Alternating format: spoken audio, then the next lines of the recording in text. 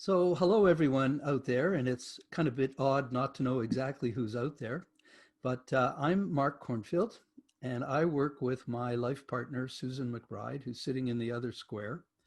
And we are here to talk to you about the work that we do. We work with, well, we're talking about ketamine and couples, okay?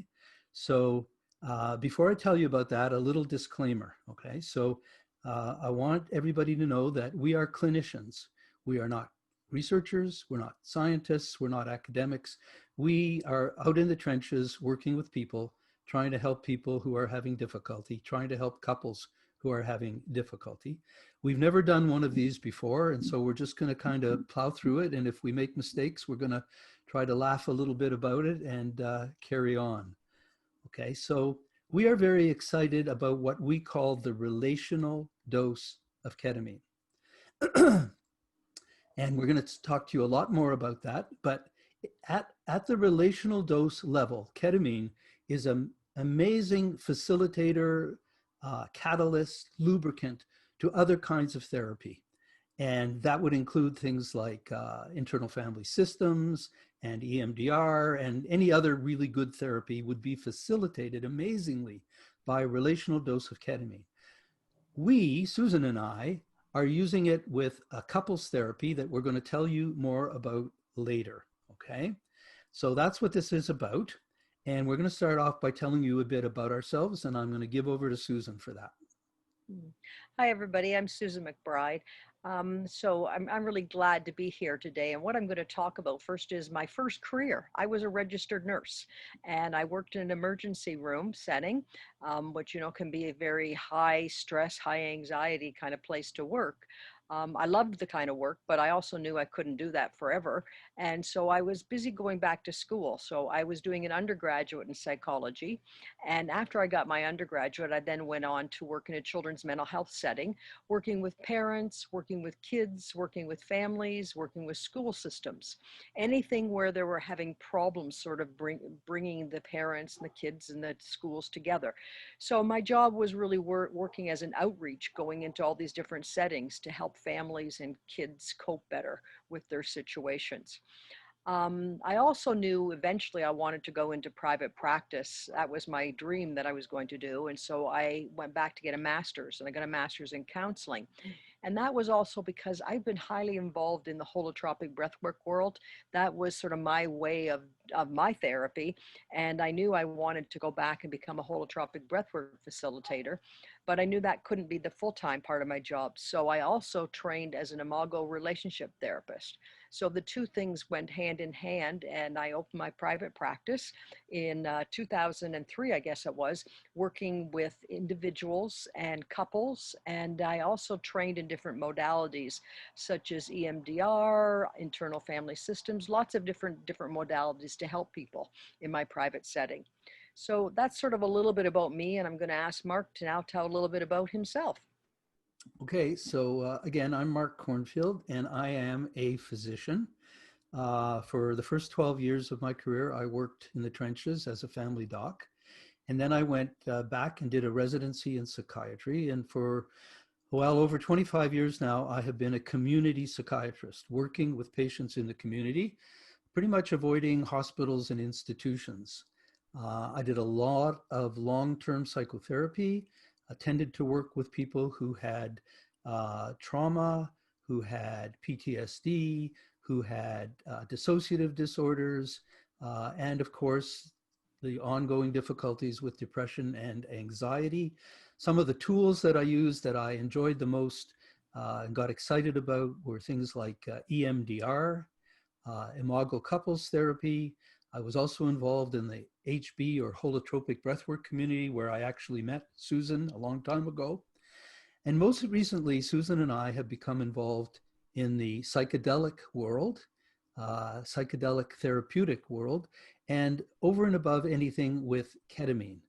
And in this discussion, there's a lot we could tell you about ketamine, but we don't have the time for that. So we're going to assume that people know a certain amount about ketamine or can research it after after this presentation.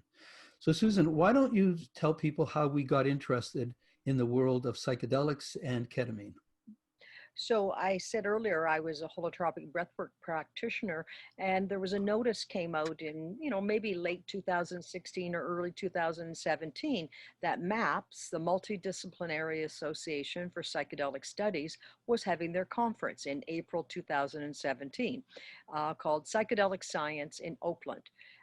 We happened to be at the same time coming out from Ontario, traveling to British Columbia because we had just bought a property in British Columbia. So I said to Mark, let's go to this conference. He was a little like, why are we going to that? I thought we were going to just get our new property. And I said, I don't know. There's something that's really, really drawing me to this. I would really love to go to it. And I knew it only happened every 4 years. So we came out and closed the property in April of 2017 and then traveled to California and attended the MAPS conference. Well, this was the first conference that both Mark and I had ever been to in our lives, in our careers, that we felt really like this is where we belong. Wow, these are our people. It felt so good. And we were just excited by all the topics were being discussed there, meeting different people, meeting people that I'd met over the years in the holotropic world. And we actually attended one of the talks by Raquel Bennett. So I'll let Mark talk about why ketamine excited us and the training we got on ketamine. So at that wonderful conference was actually a turning point, a real turning point in our careers. We heard about a lot of lovely, interesting, exciting, and potentially very helpful medicines. But the only one that was legal at that time, and basically still, was this medicine we really didn't know much about called ketamine. And because we're older and because we were thinking of retirement, and because they were saying that the first psychedelic other than ketamine that might be legal uh, wouldn't be till perhaps 2021. And we didn't want to wait that long. We wanted to dive in. So we said, let's learn about ketamine. And that's what we did. We went to Raquel Bennett's CREA conference in November of that year. This is a conference that is only about ketamine. People learning about ketamine, people describing how they use ketamine, people talking about possible new uses for ketamine, some of the pharmacology, et cetera, et cetera. And we remained excited about ketamine after that. And when we came home from it early in 2018, we started using ketamine with individuals for treatment-resistant depression. So that's why ketamine. But since then, we've also we have a great fondness for ketamine. It is a wonderful medicine. It works differently at different doses. We're today mostly going to talk about quite a low dose of ketamine. It's also a very amazing medicine at higher doses, okay? But so that's one half, ketamine and psychedelics. But we need to talk to you about the other half, which is our couples work, because that's what it got combined with. So Susan, why don't you tell them a little bit about Imago relationship therapy and about the Imago couples workshops that we have been running for some years now. Okay, so Imago relationship therapy was developed back in the 1980s by Harville Hendricks. Him and Harville and his wife Helen LaCallie Hunt actually gained more popularity when the book Getting the Love You Want, A Guide for Couples, was released in 1988. So briefly, the theory of Imago relationship therapy is that we're all driven by our unconscious desire to heal relationships that we had with our original caretakers. So we're back in childhood, that we've had these relationships and we've left home and we're out in the world. And now all of a sudden we're in a committed relationship and likely been attracted to a partner who will eventually bring back and reignite those issues that we had as children that we couldn't resolve in our family of origin. So we're not aware of this when we first get involved in relationships because there's different time. Well, we have romantic periods, and in the romantic period, everything is great, everything is bliss. But most couples, after a while, they start moving into the power struggle. And what we're teaching people is to have a more conscious relationship, to understand that romantic love is only the first step, and that they're going to eventually be in a power struggle, or they could be in the power struggle when they come to us. And we're giving them tools and skills to help them work through these difficulties with their partner so they can be in a much more conscious instead of an unconscious relationship. So I became an Imago therapist in 2003, and we really loved this work and we were committed to doing it. So in 2007, both Mark and I became Imago relationship therapist workshop presenters. And so we started running workshops on a monthly basis. So for the past 14 years, we have run a lot of workshops because we ran them pretty, like usually about 12 a year, sometimes a little bit more. We only took small groups, so we had 6 couples in each of our groups, but we did see a lot of couples. And we also saw how this theory completely got played out in many relationships, even in arranged marriages, which we were surprised about. So Imago relationship therapy has become a way that we worked a lot with couples, and we have a lot of couples that have been following us too over the years. So why don't you tell them, Mark, a little bit more about what Imago dialogue is so they might understand this Imago concept? Yeah. And the reason we want you guys out there to understand a bit about Imago dialogue is that that is the process that we put our couples into while on a low dose of ketamine. So you need to know a little bit about Imago dialogue. Now, in this presentation, we're trying not to like read or use notes, but I do have a little piece I want to read about Imago dialogue right now. And I'm just going to read it slowly and hopefully you'll get a sense of it. Okay, so it goes like this. In Imago relationship therapy, the main tool to help couples reconnect after they've come to understand Imago theory is called Imago dialogue. Imago dialogue is a highly structured dialogue in which one person is designated the speaker. We call this person the sender, and the other person will be the listener, and we call this person the receiver. The sender follows a series of sentence stems that guide him or her to safely communicate the content of what they need to say, while the listener or receiver is trained to do what we call mirror what they're hearing. And that means that they feed back to the sender what they're hearing without changing the meaning of what they're hearing. So there are dialogues in Imago designed to address frustrations, appreciations, defenses, behavior changes, caring behaviors, all kinds of structured dialogues. And the structure keeps people safe if they follow the structure. In each case, the person who's talking, the sender, shares their feelings, their thoughts, their underlying fears, and importantly, they share how the current situation with their partner may be reminding them of their childhood situation with their parents and caretakers. Okay?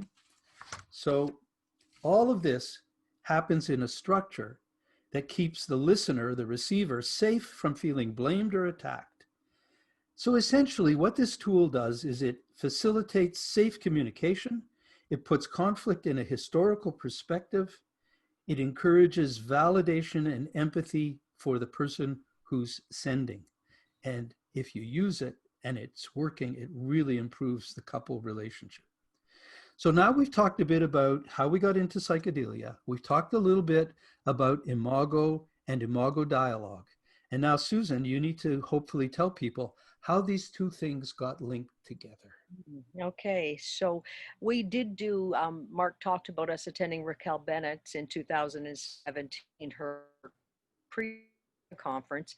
And we did start working with individuals. And at that point, we heard about some other couples that were offering ketamine experiences for practitioners that wanted to offer this. And we thought, well, we've been giving ketamine to our individuals, so let's go have our own personal experience with this. So we attended this training, which was a 5-day training, and we were having a couple different sessions each with a high dose, the transformational IM dose of ketamine. We each had our high dose, and then Mark must have had his second one, and it was my day to have my second, and Mark was going to be my guide. And I had my IM injection, but something happened that sort of we weren't sure if I had any of the liquid or enough of it to say I would have an experience. So because we were unsure of how much I got, the facilitators offered me a lozenge. And I was unsure of how much I had again. So I took the 100 milligram lozenge and split it with Mark. So he was my guide and I was having 50 milligrams and he had 50 milligrams. Which we And should we were, say is a low dose. which is a very low dose yet. But much to our surprise and to our pleasure, we'd been together for 23 years at this point in our lives. And we had this really warm, connected, empathic, communicating, just feeling so good about each other on this low dose of ketamine. And we agreed, hey, this was really important work. This was really beneficial. How can we use this with our couples? Because remember, we're couples therapists and we've been doing this for a long time. So that was sort of how it all began with our own personal experience. And then we came back and said, okay, we've been using this as a transformational for individuals, but let's begin with couples. So, Mark, maybe you want to talk a little bit just before I go into that about what do you think was happening between us? Well, I mean, what we really are going to be talking about here, what your phone is going, it's putting me off my game. What I really want to talk about is that what happened between Susan and I is a huge increase in connection and a huge increase in empathy between us as we sat with this low dose of ketamine. And that kind of a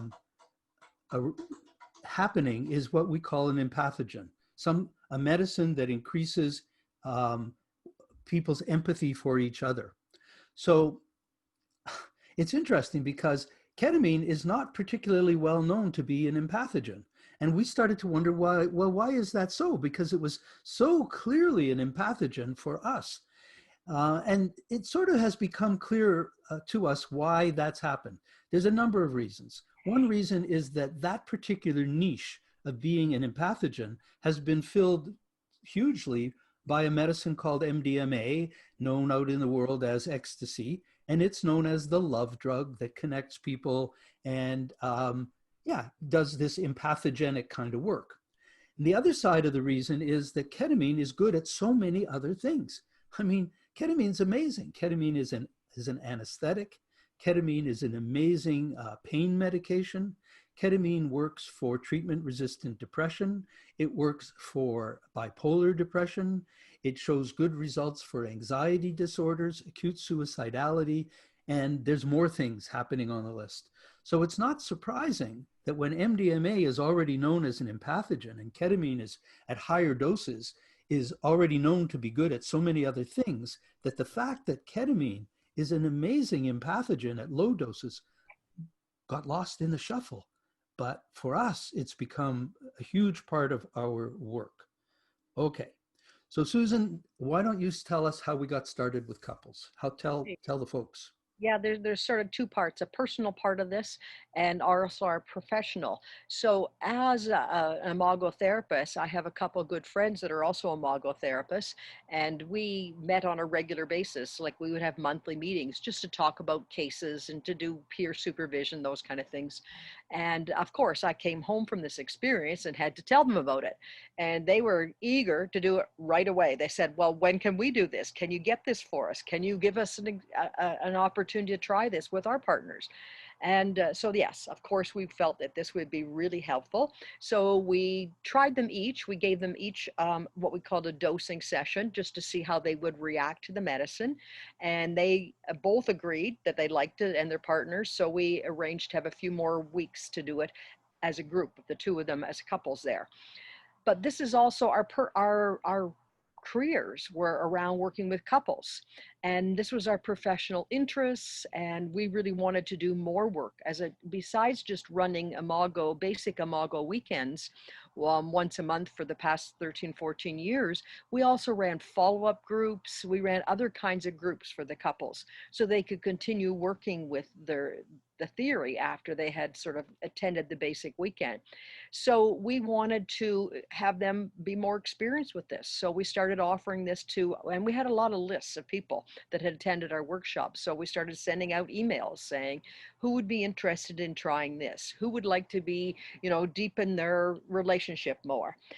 So that's what we began with. We sort of began with the lists of couples that we had had many experiences with, which allowed them to come to us because they already knew us, they already trusted us, they were already well aware of how we worked. So I'm going to ask Mark to talk a little bit more about the criteria, about how we made the decision which couples could come into this group setting and which couples were not really ready for it. Yeah, so perhaps I'm going to be a little repetitive here of what Susan said, but for a couple to come to our ketamine and couple sessions, right off the top, they needed to have come to one of our Imago couples workshop. 2.5 days of working with us and 5 other couples using Imago therapy and learning Imago dialogue. And that accomplished what Susan has already talked about. It means we had a significant degree of relationship with both of these people. Um, they had a therapeutic relationship with us. There was a sense of trust and safety. They were familiar with Imago theory and Imago dialogue. They were familiar with our clinical setting. And so that was it. And actually, we had worked with over 600 couples by that time. Of course, they needed to have a diagnosis. So they needed to have some degree of relationship conflict. Then there were some geographical things and some practical things. So they needed to be able to come to our setting for 4 consecutive weeks, let's say 4 Tuesday evenings for 3 hours. So they needed to have childcare if they had kids. And there was also a geographical thing because in our world, and for pretty well everybody who works with ketamine, if a person's had ketamine that day or that evening, they don't drive. They don't drive until the next day. So they needed to have a way of getting home without driving, somebody to pick them up using public transport, something like that. So that was the kind of the practical side. But from a more medical and medical legal side, these people needed to be fully informed about ketamine, have all their questions answered, and sign an informed consent. They had a full medical history, a full psychiatric history, including their previous experiences with any and all psychedelics. We needed to know any medications they were on, any history of addiction. And practically, we needed to know their blood pressure, their pulse, and any kind of other thing that might indicate a contraindication to using ketamine. But fortunately, ketamine is a remarkably safe medicine, and there aren't a lot of contraindications. There are some. Also, before we had them enrolled, we had them do a measuring tool that we're going to talk more about called the Couple Satisfaction Index, or CSI. And more recently, with maybe the last half of couples that we were treating, we also had them do a self-report that measured where they were in terms of depression and anxiety. Okay. So Suze, why don't you talk now about why we decided to work with groups of couples rather than working with individual couples? Well, our career had been based on working with groups of couples, really. So we had little hesitation to think that we didn't want to just do this with an individual couple. We were used to working with groups. As I said before, we worked with 6 couples in our basic weekend. Our follow-up groups, which sometimes we ran on a weekly, once a week for 8 weeks or 10 weeks or whatever we were available for. We would do follow-up groups. We also had follow-up weekend workshops that we ran with couples. So we were really comfortable working in that kind of environment with 6 couples. And we just felt that was the way that people would learn the best, because not only were they listening to us and learning from our expertise, but they were also connecting with other couples and learning about themselves and learning from other couples about themselves.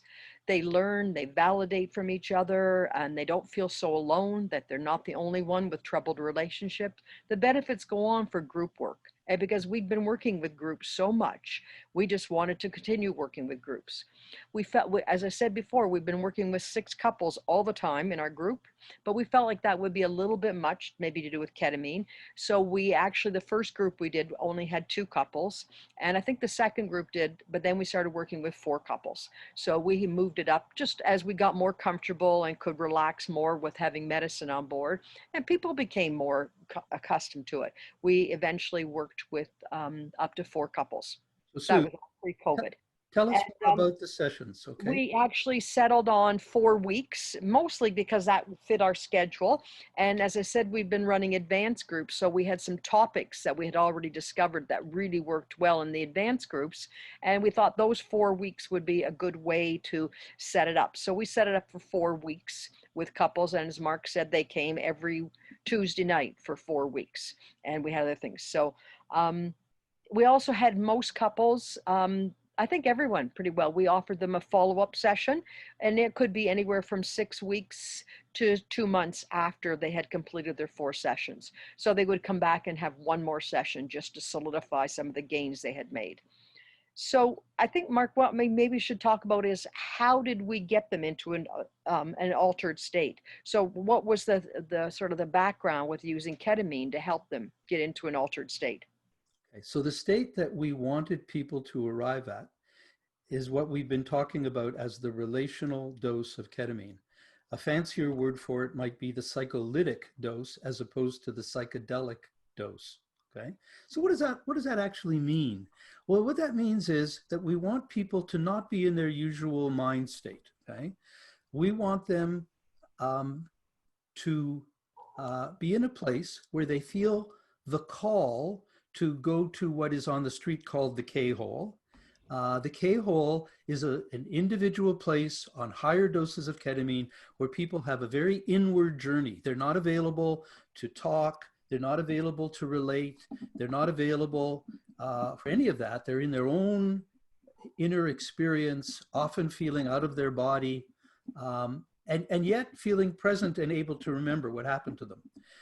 We don't want them to go there. We want them to feel the pull towards that, but a pull that they don't have to answer. And so it's basically, yeah, I could drift off. And if I had more ketamine, I would certainly drift off. But I can stay present. I can be with Susan. I can listen to her. I can share my feelings. I can have my reactions. I can feel empathy. I can notice what's going on in me. So I'm present, but I'm in an altered state that we are calling the relational dose of ketamine. So how did we do that? Well, there's all kinds of different ways of bringing ketamine into the body.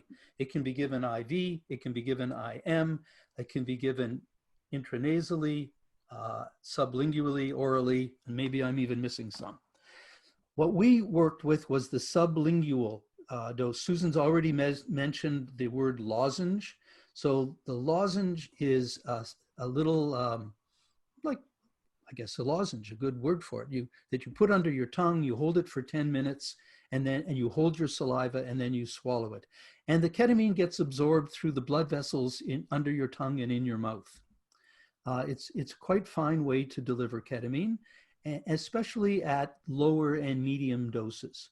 So we used that. We always started low because we learned that in the ketamine world, how much you should give a person is often advised by their weight in milligrams per kilogram. But we learned that that really wasn't all that helpful, that people have their own idiosyncratic sensitivity to these medicines. I, for one, am very sensitive. I need like about half of what the person beside me needs. And so we would start low, we would go slow, and we would slowly raise people, especially in this first session, to a dose where they got to that place where they said, yeah, I'm present, but if you give me more, I'm going to be gone. Okay, that's the perfect place. And we also used a little bit of intranasal just to titrate it. If somebody went in and they weren't quite there, we'd use a little intranasal. Or if one of the partners went in quickly and came out early, the other person went in slowly and came out quickly, we would use a little intranasal to get them on the same level of of ketamine effect. So I think that's all I'm going to say. It worked quite well, actually. We had a lot of success getting people to the relational dose. Okay, so Susan, why don't you describe how one of these 3-hour sessions would play out? Okay, and what was the focus of each of these 4 sessions? Because they each had a different focus. So the 3 hours, all couples arrived at the same time, and we would begin the session for the first half hour to 45 minutes. We would do what we called a group check-in. So all couples would be present. We would sort of sit in a circle, and each couple would check in with things like, how are they doing as an individual? How is the couple space? What's been happening? What kind of things have been going on for them for the week in between, or even the first week was more about what are their anxieties about having this. Um, and we also always asked them about what their thoughts were the dosing, because they had had a dose the previous week. So we would say, do you want to go up this week? Or do you want to have less? What experience? So we always took in consideration what their experience had been and what they wanted, because after they had an experience, they had a good idea of how much they needed. Um, so the first half hour, 45 minutes was doing a group check-in, and everybody listened to each other, and each couple, as they checked in, they listened to their partner and they mirrored something. So we were following the Imago principles. And then we would have the couples sort of move out of the circle into the bigger space, and they sat on back jacks, and they faced their partner. And they would take their ketamine lozenge, and then we would do a reading. And the reading was usually pertinent to what they were going to be discussing that night. So while they were holding the lozenge for 10 minutes, we would do a reading, and they would listen to it and gave them something else to focus on besides the saliva in their mouth. On the couples, then the ketamine would start taking effect, and they would spend an hour to an hour and 15, 20 minutes just doing the work, the assigned work, having a dialogue, speaking to their partner. And Mark and I would move around between the couples, just checking, did they need some help? Did they need a little additional ketamine through intranasal? But we were right there available to help them. And then after people started coming out, then we would spend the last half hour, 45 minutes, bringing everybody back into the group setting, where we would put some snacks out because people were pretty hungry after this length of time. And we put some snacks out, and they would just do a check-in. What was that experience like for them? Did they have enough? And each couple listened to the other couple. So they learned about what other people's experiences were too, and how it was helping and what was going on. So it was really lovely. They felt very connected with each other. It brought a lot of that kind of group cohesion together, just to be listening to each other. So, and the content of these 4 sessions, the first week was all about dosing. So they were given what they thought and what we felt would be a good intermediate dose to start with. And at that point, we just asked them to sort of go over their couple satisfaction index that they had filled out prior to attending with their partner, to share some thoughts and ideas on that. The second week was more about looking at their own vulnerabilities and sharing about their vulnerabilities, things that had happened to them from their family of origin that made them the way they are today. So not only were you listening to your partner about their vulnerabilities, but you were also sharing your vulnerabilities with your partner. Week 3 continued with that theme about looking at vulnerabilities, but instead of looking at the vulnerabilities, we were looking at what defenses you had established because of those vulnerabilities. So each person had a dialogue with their partner about the defenses they use, and what are some new, more different, adaptive ways they could be instead of using the old defenses. Then the 4th week was really looking into the future, and how are you going to take this information and move forward, and sort of what kind of new relationship vision will you create from this ketamine 4 sessions that you had. So that was sort of the basis of that. It was very deep and meaningful work to just about every couple. So I'm going to ask you, Mark, to talk about how we followed these couples. Can you talk about the data we collected, what the results were? Okay, so there's 2 sides to the information we collected, the feedback we got. There was an objective side, so this is about numbers and questionnaires and scores. And there's a subjective side, because we asked frequently, of these couples, and each of them as individuals, what effect do you think the ketamine is having on you? How is ketamine affecting this process? Because don't forget, all these people had done Imago therapy without ketamine when they came to our regular Imago workshop, weekend workshop. So they were in a position to tell us subjectively what was the difference using Imago with ketamine and without ketamine. So I'm going to share with you some of the objective results, and then I'm going to share with you some of the subjective results. I really love the subjective results, but we have to look at the objective ones. And to do this, I need to share my screen, which I'm going to do now, hopefully with no hassles.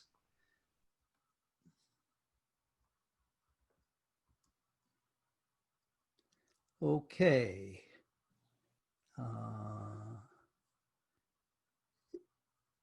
Is that working? Yep, it's up. It's up on mine anyway. Okay. It's up on mine. I'm not seeing you and I'm just seeing the screen, but I'm okay with that, okay? So this is the beginning of the objective results, and it describes what are called mean and median CSI scores. So what does that mean? A mean is just a fancy word for average, okay? So what was the average CSI score in the couples that we treated? And by the way, this is on the first 22 couples, but I think that we've actually seen over probably closer to 35 couples now, okay? A median CSI score is a score that's right in the middle, the same number of scores below it and above it, okay? So the highest possible score on a CSI is 160. I think it has 35 questions, and the highest score you can get is 5 per question. The higher the score, the better the relationship, okay? And so we have 3 columns. When was this CSI done?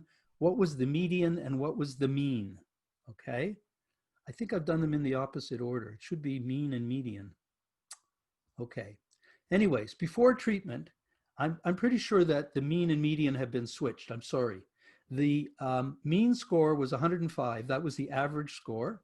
And the median score was 113. So that's how they were when the couples arrived on our doorstep. Okay. After they had the initial 4 ketamine Imago sessions, the average score had jumped to 131 and the median score was 123. Then we did another follow-up after 6 weeks after the last session, and the average score was 124 and the median score was 130. And what's so interesting is that 6 months later, these better improved scores were still in place, okay? So 6 months post-treatment, the average score was 131 and the median score was 130. So these are significant improvements, and I don't mean statistically by academics. They're just obviously significant, and they are long-lasting, which we were so delighted about. Now, we did another kind of measure beside the CSI, which I don't think we've talked about. Oh, before we do that, these are some graphing of the scores of the first 2 couples. So there's 4 people. So there's a red, a yellow, a blue, and a green. And basically the first dot is on arrival. The second dot is after 4 sessions. The third dot is after 6 weeks after the last treatment. And the last dot is 6 months later. And those results speak for themselves. You can see the person in red wasn't totally compliant. And then here in the next graph is the next group of 2 couples. And again, I think the results speak for themselves. They are extremely positive. And again, some are more dramatic than others, okay? Now, we also did something called a 24-hour report. And that means that every individual, the day following the session, 24 hours later, filled in this little column, 2 columns, one about how they were feeling as an individual, and another about how they were feeling about the relationship, how they were experiencing the relationship. And what I've done is collate some of the results of those 24-hour reports. Okay, so when you look at the side where they talked about their individual experience, the top 8 improvements that they reported, starting with the best and going to the least, were the following. They said they had an amazing ability to feel calm. And we heard that over and over again because ketamine actually is an anxiolytic. It works against anxiety. They had an increased ability to experience joy and pleasure. They had more energy. They found themselves more interested in people and activities. They weren't worrying so much. And I think that that was related to the first thing, their ability to feel calm. Those two things are related. They weren't as irritable. They weren't grumpy. And they had better concentration. And I think there's one more. They felt more hopeful about themselves, their lives, and their relationship.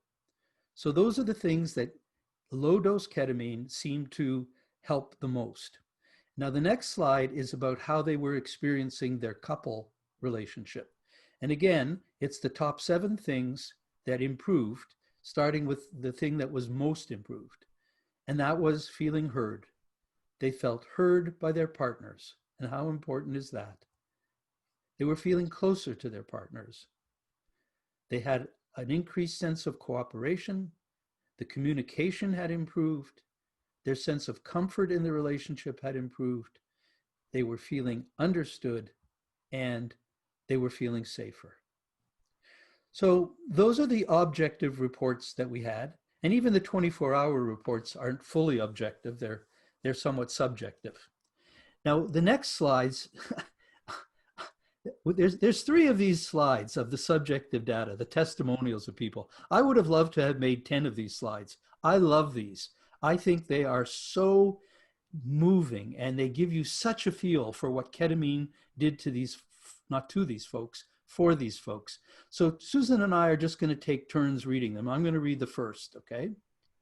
A whole bunch of light bulbs went off.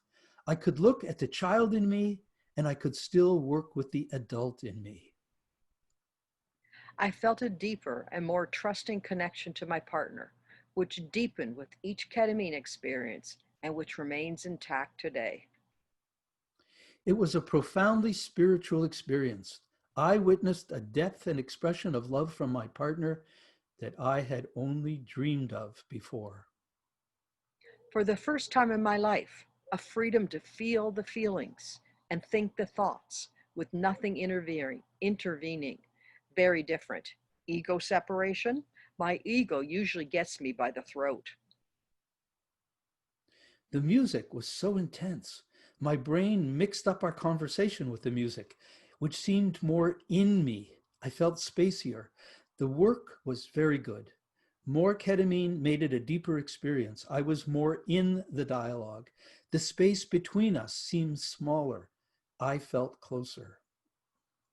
We talked about things that we would never have gotten to without ketamine. After the ketamine, I found my concentration has been better and I'm less irritable. I felt a pull to engage. I was getting angry, but I didn't shut down. I did not resort to my normal defense.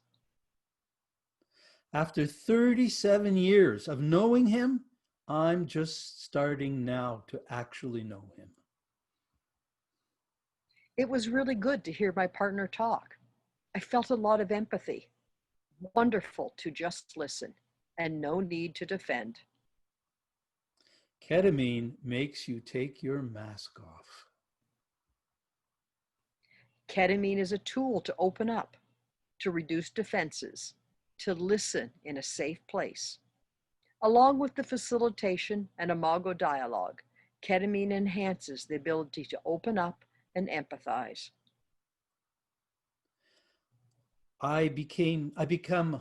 There's a typo there. I become less worried about how I'm affecting others, and therefore I'm more able to speak my truth and also be more compassionate at the same time. I see how the 4 sessions diffused me.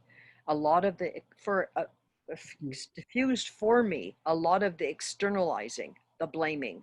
I'm looking more at myself. What stands out for me is how calm I've been during a difficult week. I was so calm the whole week. It allows you to live in the impulsiveness of your brain, be more spontaneous, less censored. It allows me to overrule my own defenses.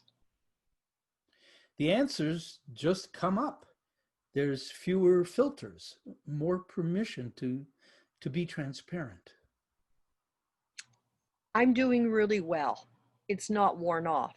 I've had problems coded into my brain, but it changes things, how I look at things, how I feel. There's less catastrophizing. I'm more assertive at my work. The couple feels solid and resilient. It's hard to believe I was so depressed for so long. The sessions were the most intimate and safe talks I've ever had. Okay, so I think that those are so amazing, and we could have gone on for pages and pages more of those. They're so wonderful. And I hope that people can see how the things that those subjects, those patients are talking about would facilitate any therapy. They would facilitate talk therapy, dynamic therapy, EMDR, internal family systems, you name it. Those qualities, those changes that people reported would facilitate that kind of work. Okay, so Susan, um, why don't you talk about whether there were any adverse effects? We've talked about all the good stuff. Are you going to stop sharing your screen? I will try. Okay. Yes, okay, here it is. There. Thank you for So helping me move. most people didn't have any side effects at all. They felt fine during and after each of the ketamine sessions. But when we did have some adverse side effects reported by people, because remember we did the pre-session and the post-session, so we got to, that's where we got all that data from that we just read, but also people talked about how they were feeling. So there were some mild but very transient experiences, and no one dropped out of the program due to any adverse effects.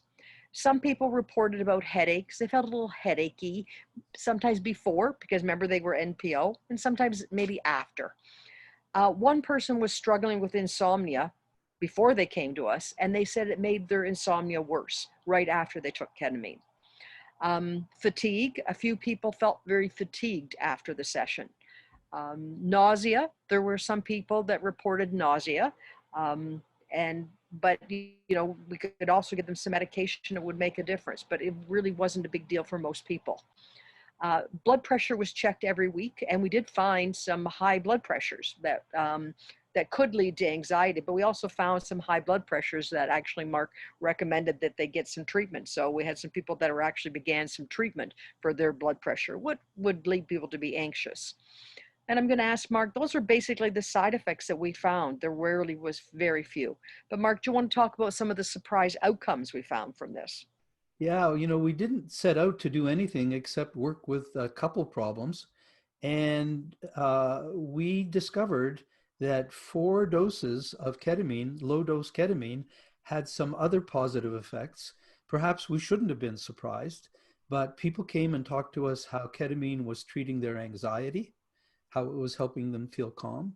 And even more striking, some people who had a history of depression and who were struggling with depression came and told us, just usually privately, not as part of the group, you know what? I haven't been felt this normal. There hasn't been a Christmas like this where I haven't been depressed in decades. Uh, it was just so interesting that 4 doses of low dose ketamine um, served these people so well in terms of anxiety and depression. And we hadn't prepared them for that. It wasn't like a placebo effect where we said this might help them. It wasn't even mentioned to them. It was they came to us with it. So that's a statement about the power of ketamine around depression and anxiety. Okay, so I'm not sure, Susan. It's now we have about 10 minutes left. Yeah, I don't think I would do justice to the case because I think it would go over time, and we've been asked to keep within the time limits. Okay, because what we're talking about is we thought it might be interesting for Susan to present a case study of one of the couples who came. But as you're hearing, we probably don't have time. So I think what we need to do is a little summary and what we hope you got out of this. Mhm. And I guess we need to say goodbye and hope that this has been interesting to you folks. Why don't you start, Susan? I'll end. No, I guess I just want to say thanks for being here and listening to this. And we do hope you got a lot out of it. We have been very excited by this work. And we're really sad right now because of COVID. And we haven't been able to continue this. We actually had a group that had begun just prior to COVID. We did get them finished, but we're waiting for sort of the social distancing to change so that we can begin this again. This is really what we want to do. We want to do more and more of this work because we enjoy it so much. And we have a lot of couples that are actually waiting to get into this. We had couples starting to come to our basic Imago weekend because they heard about us doing ketamine out in the world. And we said, well, we're not going to let you come until you've been to at least a basic weekend. We need to know that, because we can't teach you the skills when you're having a medicine on board. So we had people that were starting to come to just attend the weekend so they get the basic skills so they could attend one of our ketamine and couples groups. So we're really hoping post-COVID that we get to start this again. And maybe you can see also our excitement and how we just feel this is just a great possibility to work with this medicine in this way. So thanks for being here, and hopefully we made it clear. Yeah, I also want to thank everybody who's out there and hope that you're having really good experiences with this presentation and with other presentations. I think that what we are is we are a bit of disciples of ketamine at low doses, and we would like it to be better known that ketamine can facilitate, deepen, and make more rapid the progress people make in other modalities.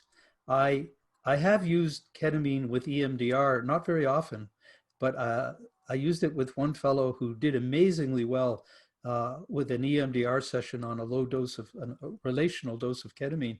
And I saw him the next time and I said to him, wow, that was really a shortcut, eh?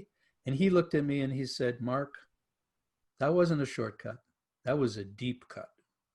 And I quote him because it's so powerful and it's coming from him, not from me. So we're going to say goodbye and wish you well. And I'm going to click the little button that says stop recording. And we'll hope this came out okay. So bye-bye, everybody. Bye. Bye.